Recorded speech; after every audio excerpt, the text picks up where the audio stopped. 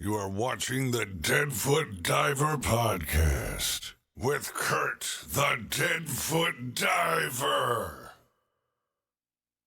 Thanks for joining me today on the Deadfoot Diver. I'm Curt the Deadfoot Diver, and I'm very pleased to have Dave Lawrence and Dave Jr. from the Scuba Gym in Orlando, Florida. How's it going, guys? It's going great. Great. Yeah. Good to be here. That's awesome. I guess you guys are enjoying a bit more warmer weather than what you've had recently. I can't say I have much sympathy for you when it comes to the weather. Especially if you only had to freeze for a couple of days. Well, when you showed us the picture of your backyard, our first thought was it's white sand, not snow. Yeah, I would. That would be the ideal thing. I would much rather have a desert. So, thanks for coming on today, guys. I talked to Lindy actually at first from the Scuba Gym in Australia. And she was the one that gave me your name to get in touch with you guys. And I'm really excited to talk to you guys because you were actually the one who started the Scuba Gym, right? Yeah, actually, David, I kid around and I tell everybody David was the first test dummy for everything that's happening now. So, yeah. Which is amazing. So tell me exactly how you got started in this and about your injury, David, and what it's basically done to you, because I've heard some pretty amazing stuff. You want me to tell the background story, David, or? Sure. Okay. He's more of the scientist than the talker. I'm more of the talker and probably more of the doer. But yeah, David, when he was 11, we found out he had a brain tumor, and it was a life-threatening tumor. And the night before the surgeries, the doctors kind of let me in, saying that he may not even make it through the surgery because it was so deep and so complex. It basically sat in his central nervous system inside of his brain. They went about 6.5 inches, to retract the tumor. They had to go in and out 3 times. It was a long surgery, and about seven and a half hours. It was so long ago. So some of the little details have slipped, but anyway, he came out paralyzed from the neck down, and it was pretty devastating for his mom and I, and just kind of didn't really know what to do. Didn't know how to help him at first, and then he was in critical ICU, neuro ICU, and I was talking to an old friend, and I said, Ray, I don't know what to do. I don't know how to help him. I don't know what to do. And he's like, David, you went through this. And I was like, Ray, I was never paralyzed from the neck down. I never went through this. And he goes, yeah, you did. Don't you remember your motorcycle wreck? And I had a serious motorcycle wreck when I was 12. And not to go into another long story, is my parents died when I was young. My dad died when I was 7, my mom when I was 10. Grew up in a small little town, and really the town is what raised me.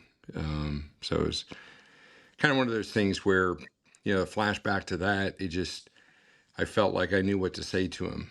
I knew exactly, how to handle him, and because he was having some issues at that time too about, dealing with it. He was mad. He wasn't expecting to be in that position, and neither did his mom and I. We weren't really expecting him to be so bad off. And anyway, I went in there and just told him what life was going to be like, and it was his decision to get better or stay in the bed. And he chose to get out of the bed, and I told him, I'd give him every day of my life, that if he wanted to get out of the bed, I'd be right there with him. And we went 6 days a week, physical therapy, occupational therapy. I did home therapy with him. Well, before that, I spent 2 months in a rehab hospital with him up in Jacksonville. I learned so much from those people, because his prognosis was he wasn't going to walk again, So he took that challenge on and said, no, I'm going to walk again. I want to play football. And, so he got where he was good where he was at. And, I thought, well, do I go back to the IT world, where not a whole lot of people care which family does and how your family is, and or start a scuba gym. I mean, that's why I named it, to help people with paralysis and all the things that David went through, and that also led into helping people with cognitive issues, brain issues, neurological issues, autism, Down syndrome, all those things. So it just kind of expanded quite rapidly, from there. And but yeah, so I chose that, and I started the scuba gym in 2009, which was probably the worst time in the world you could ever switch jobs and decide to start a company. And we've been blessed every year, and growing and helping more people. So Wow, that's amazing. So, yeah. and so tell me, you're completely paralyzed, correct, David? Yeah. And now I've heard that you can actually even like run and everything, right? Yeah. I could walk. I could run. I'm a scuba instructor, so I'm running around here and there, tanks, hopping in the back of the truck, loading, unloading, going around wherever needs to be, running around Bon Air, shore diving. That's amazing. I mean, so how much do you think that the scuba doing the scuba can I therapy? add something in there real quick? Absolutely. It's funny because people take his class. They'll be in the class with him. Open water class for 17 hours. With him around him and stuff like that, and they have no idea of the things he's been through. And he still to this day doesn't have any feedback on the whole left side of his body. So you could basically cut him right down the middle, and he feels nothing on the left side of his body. But he still moves his Really? feet. He can pick up things. He can hold things. And when he's talking, I mean, he talks with both hands, but he can't feel the one. And but that was part of the therapy that I took him through. Is just I tell everybody, scuba is the tool that I use to help people and rehab them. It's not going scuba diving. The environment that I work in to help them. So that's one thing he left out. He still doesn't have any feeling on the whole left side of his body, which is not fair, because like when we have like a spicy eating contest, I'm like burning up over here, and he goes like, I said, that's not spicy, and he goes, no. So you actually can't even taste on like half your tongue? If I can localize the flavors and everything to that side, but the mouth, kind of moves around, so it can get around a little bit, but it's not He completely cheats. absolute. He cheats. But Yeah, And hey man, he's got every right to cheat after what he's been through, and that's freaking awesome, oh, man. whatever. I'm tired of hearing that. The other thing too is he doesn't get brain freezes from eating ice cream too fast. No way. I'm telling you, it just, yeah. Anyway. yeah, my great uncle says that just that fact alone is almost worth having brain surgery. Almost. I don't know. I think I'd put up with yeah. I did. Yeah, I don't know. I think I'd put up with the brain freezes, but I mean, it's a good. I mean, hey, you got an advantage. You go into a hot eating contest, man. He like, they can't even accuse you of cheating. Yeah. Well, I say he's cheating, but everybody was like, "Oh, he could do it. He's worth it. Everything he went through." I'm like, whatever. Whatever. That's amazing, though, and that's amazing that you're actually a scuba instructor now. Yeah, he's actually Yeah, a I do skydiving. instructor trainer. He could be a course director. He just doesn't have any desire to do that. He doesn't want to teach instructors. Although he does a lot of it, but Mhm. yeah. That's awesome though that you've come that far from being paralyzed like that and able to do it. I mean, I can't imagine not being able to feel the whole half of my body because I feel like with me, I have no feeling just below the knee. And it's except for I got one little tiny spot in the middle of my foot on the bottom where if I touch it, I can feel it, but it's only like maybe about the size of a quarter, and that's it. Other than that, I have no feeling on the left side at I don't all. I don't know if you've And realized this or not, but I could probably help you with that. oh yeah, Yeah. Yeah. I know. I wish you guys were closer. And actually, I was telling Lindy from the Scuba Gym in Australia that for you guys are lucky in the fact that in the States you guys have more options for disabilities as far as getting programs going and stuff. If I want to go anywhere to get any like if I wanted to even play sledge hockey or something like that, or even try it, I got to drive at least 3.5 hours. And there's absolutely no scuba instructors around here that have any adaptive training. In fact, the closest one to me is 6.5 hours away. And Wow. he's the one I'm going to actually drive to Ottawa and get technical training from starting this summer. But Well, yeah, it's just not available. you could always make it a vacation down here, and I have a couple, great. Well, I'm a tech instructor. I mean, but I know a couple other, really good tech instructors that have, kids with special needs and things like that, and they're very, very good with the adaptive. If you want to get into rebreathers, things like that.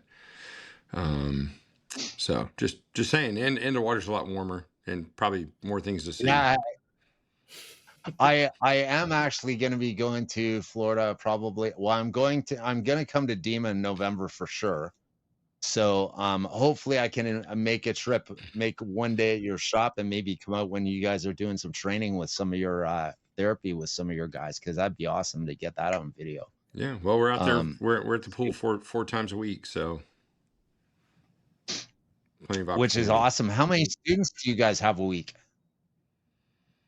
Oh, that'd be a Kim question.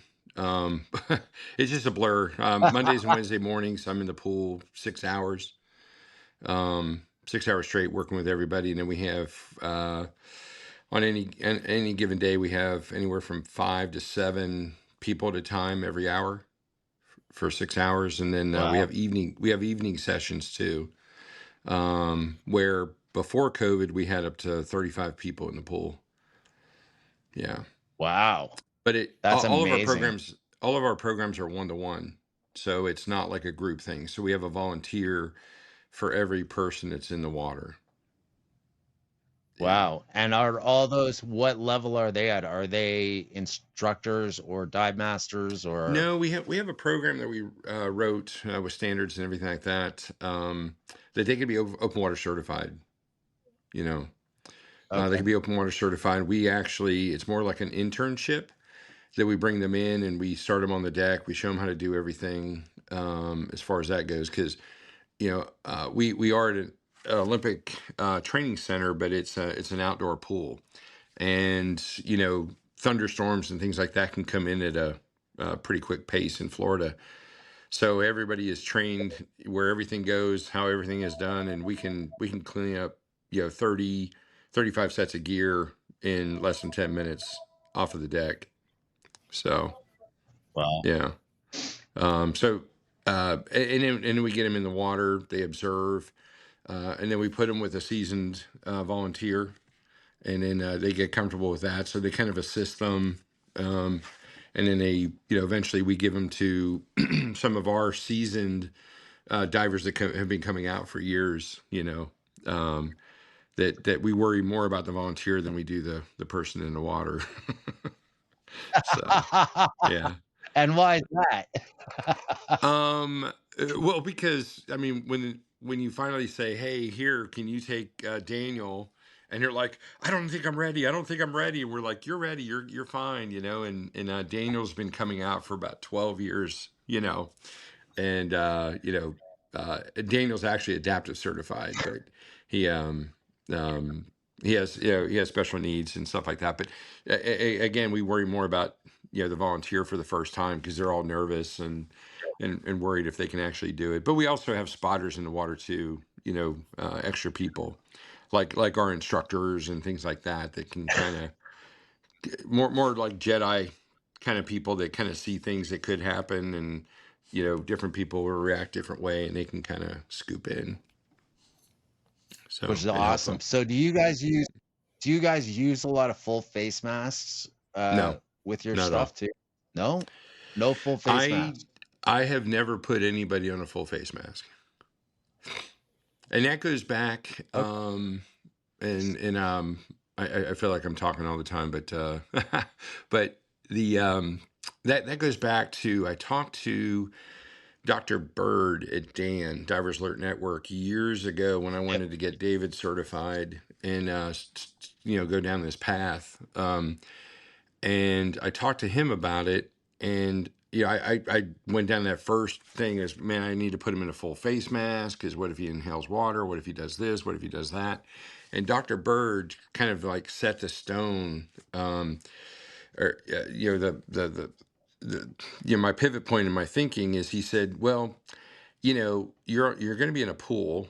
You're not going to be 60 feet under. You're going to be in a pool. The likelihood of, if something happens, you're going to be in the surface in a couple seconds. If they have a full face mask on, and I think a lot of people have never worn a full face mask, I tell people, it's like putting an octopus on your face, right? When you come, if you've never worn one, this is how I present it. I tell people it's like putting an octopus on your face. And when you come to the surface, you're not just going to rip it off, right? Because you have to undo the sides, the top, and everything like that. Then pull it up and over. And it usually has to be on the face, kind of snug, so it doesn't leak and things like that. And he said, I'd rather you just be in open circuit, regular, first and second stage with a mask on, so you can deal with different issues and stuff like that. And so I just kind of went down that path instead of the full face mask. And for some reason, I know some of the programs out there, full face mask, but in the 16 years, and the hundreds and hundreds of people that we've had come through, I've never had to put anybody in a full face mask. Now, Lindy over in Australia, she did have one girl that did have a jaw problem, right? And she had a gagging problem. Even if they have a gagging problem, I can usually work with them. I give them a mouthpiece to take home, things like that. So we work through those kind of issues. But there was one lady, she just had too many kind of issues, with her jaw and things like that. We did put her in a full face mask, and she was fine. She was a little older, and she was very in tune with what was going on and stuff like that. My biggest fear is about full face masks is they could flood and you not even know it, right? Yeah. Because a full face mask is like this, and I can't see if there's water in there. I can see if if a reg pops out of their mouth. I can see if it's starting to bubble and they're starting to let loose of their lips and things like that. So that, again, everybody's different, but that's why we've never used, full face masks or anything. Yeah, I was just curious because I know that I've talked a lot to Diveheart, Jim Elliott. They use them a lot, depending, especially for their quadriplegics and stuff.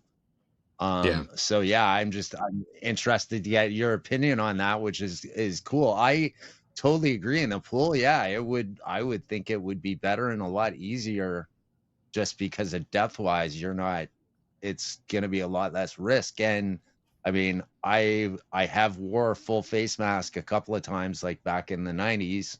I wore an AGA a few times, and they're not easy to get used to at first if you're not used to it, and you could easily panic in one. So when they first started telling me actually that they were using full face masks for a lot of them, I was like, really? I was actually shocked, because I would have even thought that would have been a very easy thing for them to get used to, even just getting used to having a full face mask on. And again, everybody has to be comfortable with what they're doing and their training and how they're doing things. I just, again, Dr. Bird just sent that, that thought process, because I had the same thought process too about, oh, I need to put David in a full face mask because, if this happens, this happens. What if he has a seizure? What if he has this? And he just kind of said, well, and same things I just explained, and again, 16 years later, we've never had an issue. People spit their reg out underwater, and we put it back in, purge Oh, it, and go on. Or we're at the surface, and most of what we do, we're in about 12, 15 feet of water, in the pool, generally. So it's not that big of a deal. And we do have some open water where we go to the Rainbow River and we do some dives with the special needs people. And we don't use full face masks then either. Yeah. Which how many of your guys do you actually have actively doing outside open water diving? So we usually once a year we go to the Rainbow River. That's kind of our big thing, and it's by invitation only. So it's the people that are doing better, on the scuba and things like that. So it's kind of like a reward for them. Yeah, and the water's a little colder than the pool, so we have to take that into account too. Yeah, it's a whole 72 degrees. 72. year round. Okay. Year round, 72 degrees. So yeah, which is weird because it'll be 98 degrees in the summer here, and everybody jumps in and they freeze, and then it could be in the 30s or 40s here, and we go up to the river and they jump in and they're like, oh, I'm warm, so, but it's the same temperature year round. Yeah. So Dave Jr., since you've been so quiet here, tell me how, once you started doing scuba therapy, how quickly you started to get movement back and stuff like that with it.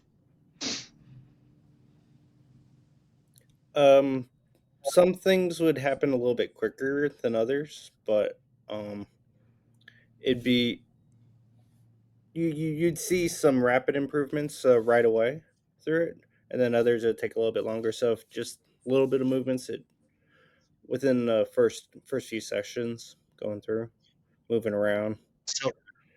So what kind of, in just a couple of sessions, like what was the first time that you went, oh my God, this is like really working and helping? Because I mean, I know from being disabled myself that's kind of a mind-blowing thing when all of a sudden it's like, oh my God. Yeah, well, the with the brain tumor, the extraction kind of, and I'm butting in because it did mess with his memory, and we didn't realize that. I mean, he came out, he seemed fine, everything like that, cognitively, but we didn't find out until months later that his memories would only go back, like his personal memories would only go back like 3 months. Wow. And it was like a rolling type deal where he wouldn't remember the 4 months back, and he would forget this, and so we would tell a lot of stories, and he would remember the stories, but he wouldn't have the personal memories of that. So like if you ask him a personal question, well, how did you feel then, and how long did it take? During that period, he doesn't have a whole lot of memories of what happened and how he felt about it. But since then, now, I mean, he recalls things from years ago, but just not during that period, if that makes sense. So then for you as a dad who is going through this agony of seeing your kid being paralyzed and trying to get him out, like what was the first thing that you seen happen to him that you went, oh my God, this is actually working, we need to like do this more and more and more? Well, when I first started, I thought, well, I need to get the feeling back. And then if he has feeling, he can move it, right? So that's what I really concentrated on. Get the feeling back, and he could do it. Well, since then, I have people that are, in a wheelchair for 30 years, and I get them walking on the bottom of the pool, and they can't feel any steps that they're making, but they're making the steps on their own because I retrained the nervous system to work. And the first time was he didn't see me because he was laying on the couch, and we have like these lazy boy couches, and he had his feet up, right? And I walked by him, and I was always prodding him and poking him and seeing what he felt. Drove him crazy, by the way. He didn't like that at all. But I was like, okay, do you feel that now? Do you feel this now? Do you feel that now? Dad, I'm done. Okay, stop.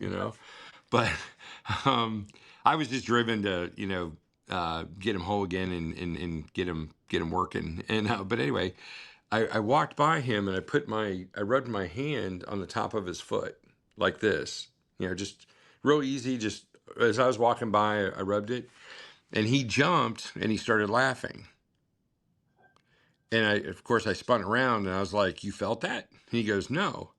I was like, "Well, why'd you laugh?" And he goes, "I don't know." I was like, "What do you mean you don't know?" And father son, teenager dad, argument kind of style. And I was like, so I did it again, and he laughed, and then he yelled at me, "Stop!" And I was like, "Well, no, you laughed. Why'd you laugh?" He goes, "I don't know." I was like, "You have to know. You felt that." He goes, "I didn't feel that." And so I did it again, and he laughed, and he looked at me, and he goes, "Stop it," And I was like, "So you felt it? Why did you laugh?" He goes, "I don't know. All of a sudden, my brain tells me to laugh, and I laughed." So of course, I left him alone because the argument was getting pretty heated, and I went to my office. And I just sat there, and I just started thinking about that. Well, how in the world, is he getting a feedback to laugh when I'm, rubbing the top of his foot, not the bottom of his foot, but he can't feel it. And right then and there, I thought, well, why don't I work on the nerves firing the muscles, to cause motion. And I'm a computer programmer by trade, if you will. That was what I was good at, and things like that. And so I just kind of studied the nervous system and started really figuring out what nerves do what. I mean, I already kind of knew that from all the things we had already been through, but I really started honing in. Okay, so how does the motion of a step work? Which nerves are involved in that? And I just started poking those nerves over and over and over, and he was able to start moving and functioning, and yeah, and then he took over. So Wow, which is amazing. So how long have you been a scuba instructor for now? Which one of us? David Jr. How long have you been a scuba instructor for? I think next month marks 9 years. Wow, that's amazing. Yeah, I think next year I get my 10-year pin. yeah, you were 18, right? I think I was just about to turn 19, so Yeah. 18. That is a massive, I mean, being the fact that I was an instructor back in the 90s, that is not an easy thing to do. So, I mean, especially after what you went through, that's amazing that you do that. And you said you teach technical stuff too as well? Or do Yeah. you do technical diving? Yeah, I have a couple of tech certifications to teach as an instructor. My dad has more, just based on time. I just couldn't go through the classes to officially get certified to be an instructor for them, but I do have tech certifications on rebreathers and other stuff. So is your memory still affected to a certain extent when you are doing like, do you find that you have to do other stuff to compensate or whatever when you're, or tech diving, when you have like so much stuff to monitor and all that, especially if like a rebreather? No, I'm very analytical. So I don't have too much of an issue monitoring all of that. It doesn't really feel like it's that much to do. I'm usually asking him, hey, how do we do this again? Yeah. Well, then that's good in one way, because I mean, at least it's amazing the fact that you're able to actually do that after what your son's been through. Oh yeah. And it's incredible that you're actually a tech diving instructor. Yeah. So I give you full kudos for that. Yeah, all the time I'll say, "Hey, does this look right?" And he looks over and he goes, "Yeah, maybe." I'm like, "David, it's I'm setting up my rebreather and everything like that." I was like, "Here, you check this out. Does it look okay?" And he looks over and he goes, "Yeah, maybe." So you're probably seeing a theme here. Laughter and sarcasm has gotten us through everything. So. Hey, everybody. Thanks for watching. Please remember to like, share, and subscribe. And by the way, we're also on your favorite podcast platforms now. We are on Amazon. We are on Spotify. We are on iHeartRadio. We are on Player FM and Podchaser. All of the descriptions are going to be down below, so make sure you check us out. Thanks. Have a great day. And remember, grab an adventure and live. Oh, yeah. Which, I mean, it's awesome for that, especially when you're going through stuff like this. I can't imagine as a parent going through that with a kid, especially, I mean, just me being disabled alone. I can't imagine having to do that with my own kid.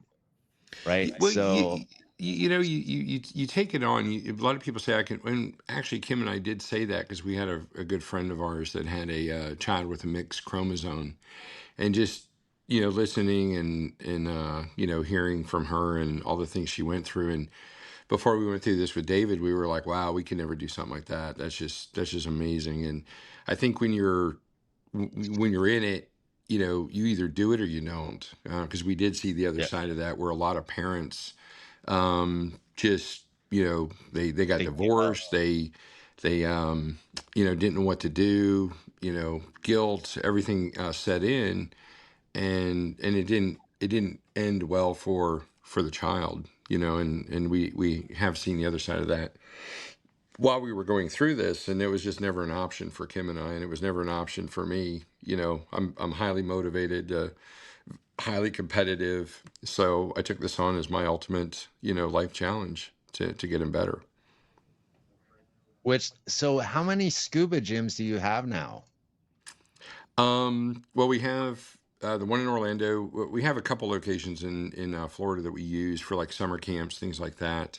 We're opening up one in Marietta, Georgia, and then we also have one in Kansas City also. 16 years ago, 17 years ago, I got bashed for, wanting to do the scuba gym by a lot of people in the scuba industry, Really? Yeah, there were most of the agencies said, no, we won't have anything to do with that. You're experimenting with kids, you're doing this, you're doing that. I mean, just all kind of stuff. And I had one person, at the time, he was head of Nowie sales. He was a national territory rep for Nowie.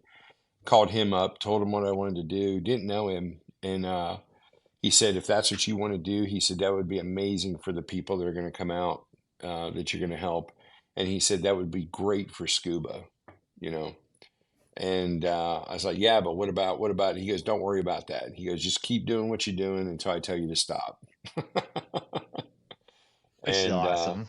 Yeah. So, that gave me the kind of the green light to do what I do. And, but yeah, I just, just like, why can't special needs, why can't autistic kids that are nonverbal, learn to dive? And I think the other thing too, that, about the adapted programs and, all of them, that are out there, you have to check a box, I think Jim started Dive Hard a couple years, before I started the Scuba Gym. And I was thinking about going up and getting trained from him and everything, but he was doing everything handicapped. Cognitively they were fine, but they were in a chair, things like that. It wasn't really the cognitive things.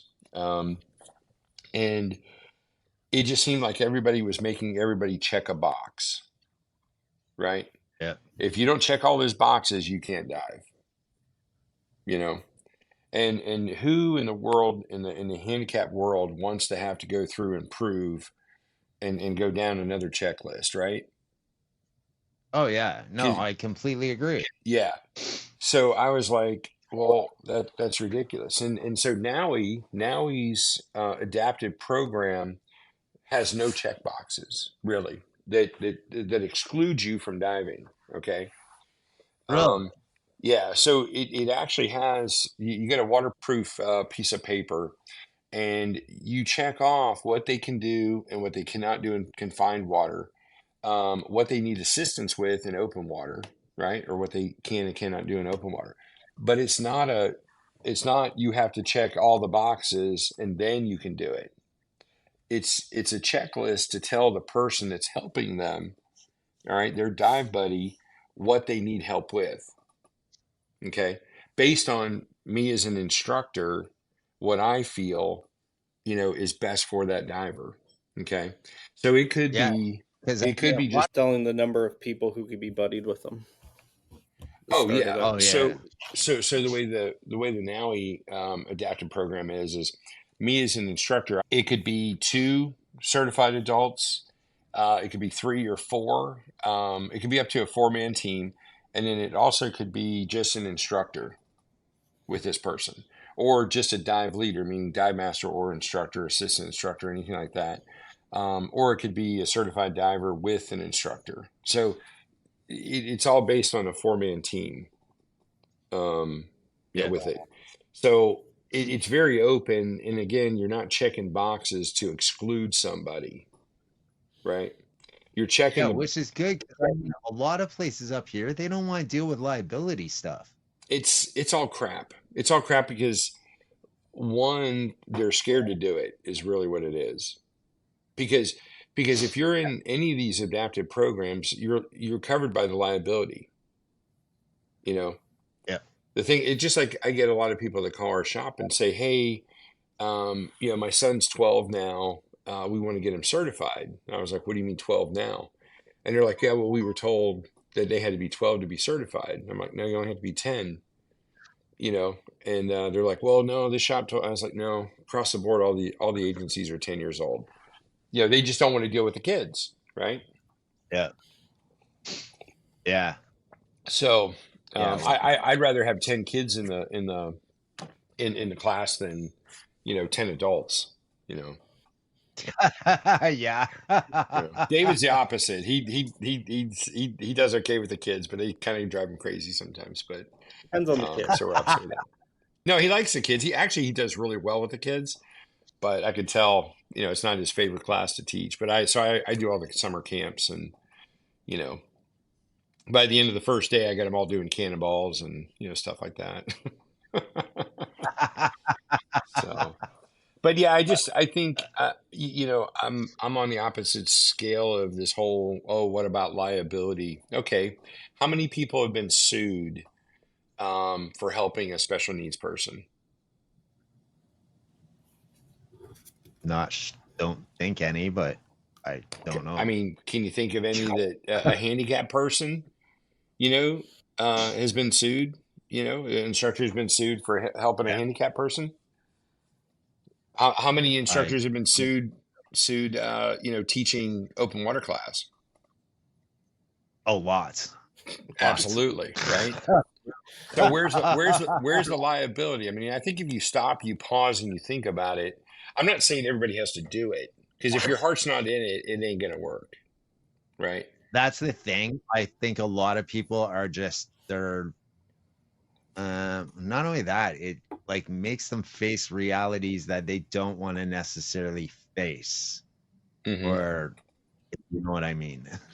Yeah, no, I do. I just, it's not their thing, and I get it. And that's why I said starting a scuba gym, finding the right people, like somebody like yourself, you're passionate about it, you understand it, you've lived that life.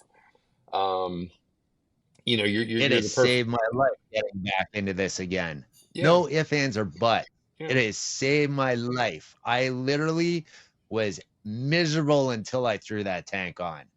I mean, yeah, I was involved in some stuff in that, but it was I wasn't getting anything fulfilling. I mean, when I dove back in the 90s, before I got out of it, I did some commercial diving stuff. I worked for Mel Fisher, diving for him for almost a year. Yeah, so I've actually been in contact with Kane again. I might go down and do some diving with him at some point. But you know, it has basically saved my life getting back into this again. I will push this and to anybody I can, just because of the mental aspect of what it has done. I will talk to anybody who ever wants to ask me. And which is one of the other reasons I want to get my Adaptive Dive Buddy cert so bad, because I never want to be in position where I'm at a resort somewhere and they have somebody that wants to go in for a dive and they can't because they don't have an extra person who's like qualified to help them or whatever, right? I want to be able to make sure that I can. Okay, so well, and again, this is my rub. Why do you have to be certified as an adaptive dive buddy to be able to do it? You were already an instructor at one time, right? Yeah, a long time ago, but okay. I'd rather go with an instructor than a dive buddy. True. Right? I'd rather go with a dive master than a dive buddy. Yeah. You know? Why not just re-engage your certs? I may do that. I may actually do. I was actually thinking about re-engaging my certs, but the only thing is to do it up here, it would cost me a lot of money. Well, okay. So were you Patty or? I was Patty. Oh, that's gonna be a lot of retraining. Yeah, I was originally trained. That would cost a lot of money. Oh, you were originally trained NAUI? Yeah, not as an instructor, but just as my open water cert. Yeah. I did NAUI. The only reason I switched to Patty was because at the time everybody was going to Patty. Yeah, no, I understand. It was more of a jab. I was just kidding that it would take longer because you're a Patty instructor. Well, I mean, if you want to come down here, man, I'll do an update for you. I mean, you'd have to cross over to the dark side of NAUI. How long would it? How much would it cost me, and how long would it take? So you heard my earlier commitment to people, right? Yeah. Oh. You know. Okay. No, I'm serious. I mean, listen, right. somebody like you, being out there, being vocal, you know, I mean, it's better for all of us, you know, and like I said, you know. Okay, you're going to be a dive buddy certified. All right. You walk on a boat. Oh, I'm dive buddy certified. Well, let me just tell you something. I was just down in Bonaire, and this is kind of a long story, and I guess we have time. But yeah. I was sitting in the van, right? We were in Bonaire, and we're sitting in the van, and this little kid sitting beside me. He's like 12 years old. Coolest kid in the world. He's from Jersey, right? And I look over at him. I was like, "Hey," I said, "What you gonna do? You know, what you gonna do in Bonaire?" He goes, "Oh, my family's down here." He says, "I think we're gonna do snorkeling and some other things." And I said, "Snorkeling?" I was like, "Man, you're in Bonaire. You should be scuba diving." And he looks. Well, I don't even know how to look because I'm sideways now. But he looks over at me and he goes, "Unfortunately, we're not scuba diving, but that would be amazing." Like that to me. And I told him, I was like, you know, you're sitting beside the guy that could probably make that happen. And he looked back over at me and he goes, "Don't tease me." and I'll have to send you some pictures, but it's so funny because I didn't know it, but he has some not cognitive issues, but behavioral management issues and things like that. Yeah. Super good kid. He's on medication for it, and he does really well. But we ended up doing a Discover Scuba with him right there in the bay and everything like that. And so his mom wanted to do it too. And then so on the dock, so I took him out first, and I came back around, and I got her, you know, and because we didn't have a pool to start with, so I was like, I'm just taking one at a time. And I came back around and I picked him up with his mom and we went out, and then Kim was with me, and the mom was starting to have ear problems and stuff like that. So Kim went back to the dock with her, and then I took him out, and I told him, I said, look, your first dive is limited to 20 feet, or 25 feet. Yeah. And so we stayed at 25 feet. And then when I dropped him off, that there was a period of time, right? So the second dive, I could go to 40, right?